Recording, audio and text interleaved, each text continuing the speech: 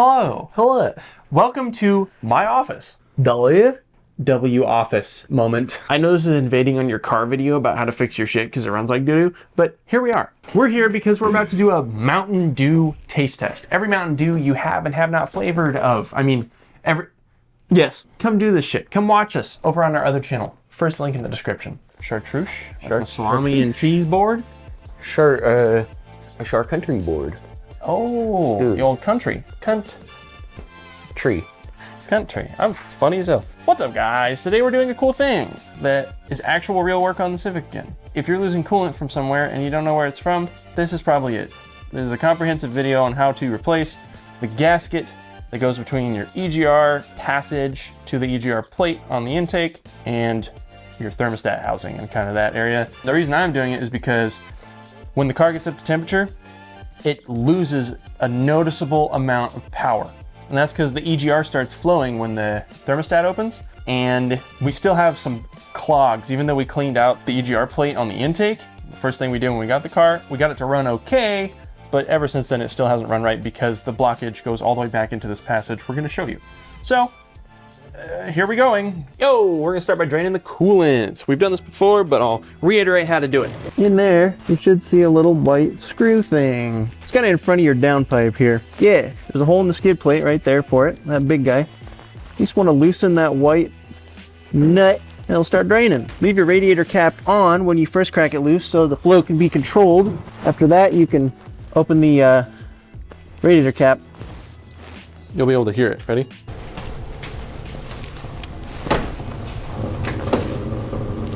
Increased flow. The reason we're draining the coolant is because we're working in this area right here. Now, if you have a stock air system, you're gonna have to remove all that.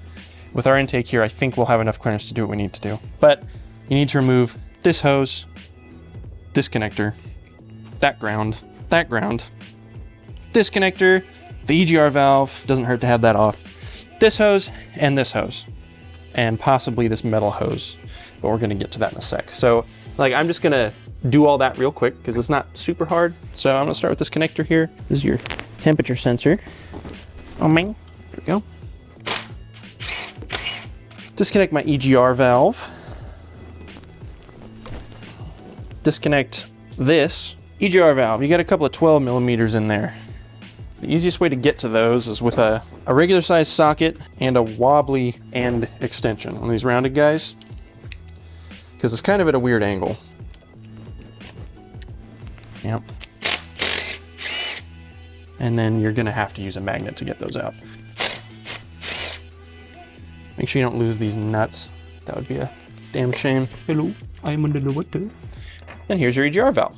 Ta-da! These two passages here, behind this open area right here, they are plugged. I can promise you that. So we gotta get this whole housing off that has coolant and EGR running through it. Now, I have the gasket here. The FelPro number is 35948. Now, if you look at this gasket here in reference to what we're doing, it goes kind of like that. Now, riddle me this, Honda. You have coolant flowing through here, and you have your EGR ports here. If this severs, you then have coolant entering your EGR flow, which is going to gum it up super fast, and it's going to cause your car to consume coolant. Also, I've had people reach out to me and complain, hey, I had a mystery coolant leak and it ended up being the bottom of this housing. And there's a couple different places it can leak from. The coolant part down below at the bottom, you can have that gasket sever down there and leak, or there's an O-ring on this metal pipe that could sever as well. You never know. Let's start taking off these coolant fellas. Oh, I get to deal with these cool hoses again. Now, because we replaced these recently, they're not super annoying, but yours might be. Noodle one, if your coolant hoses are not these aftermarket ones, there's a possibility they'll be easier to get off because they won't be oversized pieces of shit. Damn, bro, we're already there? Just gonna fucking get naked. America, frick yes. Fuck you. Oh, I can't. Hose pick time. Always a good tool to have. Get that sucker up under there. Break that freaking seal. Like a dream, baby. Sheesh. Oh, nah, I just gotta get this fucking piece of shit noodle off of here, my fucking looking at. I'll get back with you when I get the difficult noodle off. I'm gonna remove the thermostat housing. It's connected to your lower radiator hose. Second one is down under. Before doing this job, I did grab a new thermostat gasket. It's just a rubber ring that goes around it. Okay, so now we're kind of down to our core here. I'm gonna take my thermostat out, so. Ooh, yeah, methinks. Another 10. We can kind of get our wire harness out of the way now. Just kind of freaking get the hell out of here. This has like 5 or 6 mounting bolts, and they're all 12s. There's this guy here, this guy here, this guy here, and a couple underneath. One there. Now, this metal pipe, one side of this is on a rubber hose, and there's a 10mm holding it right here too. Come on, you fucking puss in there. I just needed the right tool for the job.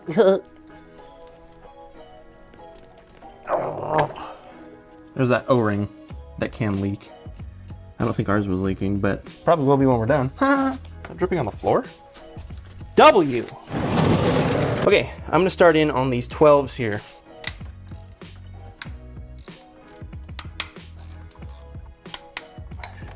I think there's a 5th one. Okay, I did that one, that one, that one, that one. There is another one. And of course it's like all the way under. Yes, dude. I love that for me. Oh my God.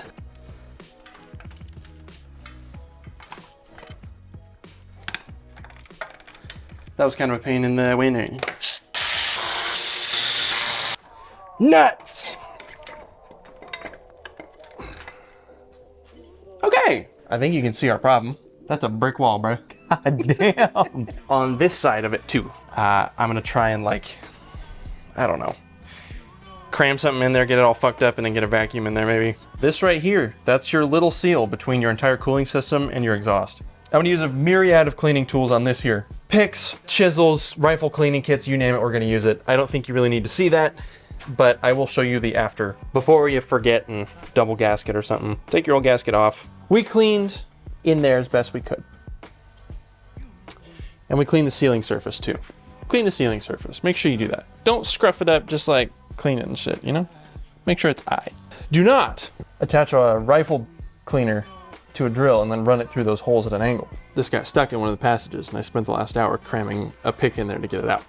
You've been warned. Oh yeah, I also put a vacuum to this stuff. I vacuumed up all the loose shit. So I'm happy with that sealing surface. It looks good enough to me. Gasketto. Put them on the studs. Do, do, do, do. My cooling, what the fuck? Got a bunch of junk in my cooling system. Watch out. I'll bet, dude. I didn't want to smell that in here. As you're putting this on, be careful you don't scratch your mating surface. That would be a darn shame. I'm gonna reuse this O-ring. We're gonna see how that goes. I'm gonna torque these to spec.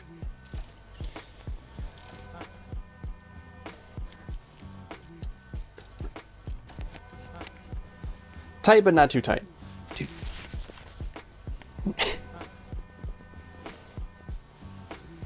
I look so dorky, and I'm absolutely certain of it. I keep telling myself, dude, I'm gonna take care of my long hair. I'm gonna do something cool with it. I'm gonna look so cool and normal. And I just don't. And then every time I have to not wear a hat, I look dumb as shit, bro. Okay. Tightened. Now here's the cool part. I need to make sure that this O-ring fella is seated all the way in enough to reach this right here, where we had that 10mm bolt, you remember? I get to reach around here and try and get this in here without fucking it up or dropping it. Oh, this isn't going. And I'm wet. I hate being wet. Where's the fucking hole? Not often I have this problem. Just want to clarify, or I can't find the hole. Zip zop zoobity bop. I think that's probably in there. Probably all right, fine. Probably.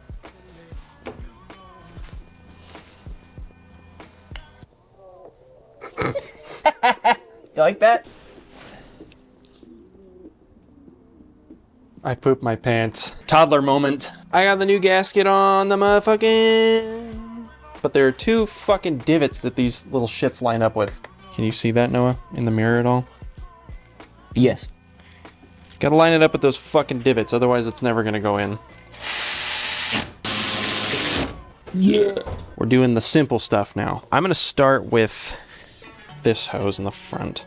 Get this guy plugged back in. Get my little ground back on here. Ground number 1, ground number 2. Difficult noodle. Easier noodle. I like to use one of these. I get my grippers out.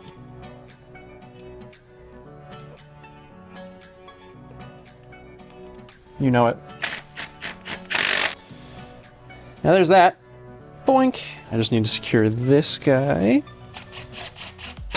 I already tightened my radiator drain plug. Now, you may be saying to yourself, Simon, there's no coolant in my car. What the hell? Well, you can get yourself one of these funnels at just about any auto parts store. It's a no-spill coolant filling deal. Fun little thing that fits your application like that one. Then you get your little fake radiator cap that fits your application. Put that in there. And then if you want to recycle your coolant, you can. I'm not going to because I have a bunch of extra just laying around. You just pull the stopper and fill this sucker. It's going to fill up pretty quick at first, but then eventually it's going to level out. And you're going to be like, oh, there's no more bubbles. That's crazy. At that point, you need to turn the car on, turn the defrost on high, heater all the way up, and then just let the car sit till it's at operating temperature. Sometimes you need to rev it up to like 3,000 RPMs and hold it for a little bit to help speed up the process of getting the coolant to the right temperature to open the thermostat. And then once you think you're at that point, there's a couple telltale signs. One, the car will be idling and the air coming through the vents will be blazing hot, which is good. And it'll stay that way without you having to rev it up. Number two, you won't see any more bubbles in your little funnel here. Number three, you can squeeze the lower radiator hose and feel that it is hot and not full of air. Thank you guys for watching. Don't forget to like, comment, and subscribe. Check out our podcast channel and our gaming channel and our skits and vlogs channel. Those are all popping off. We got the Mountain Dew video going up on the skits and vlogs channel. Check that out. It'll be exciting. You get to watch us drink soda and complain about it, I guess. I don't know. I should say that this procedure did yield the result I was hoping for. The weird backfiring loss of power thing has gone away once the car gets up to temp. So I'm super excited about that. If you have this problem or you think that maybe you just should clean your passages out, do it, man. It's really not that hard, and the gasket is cheap. Catch you guys later. It's my Chinese drip torture method.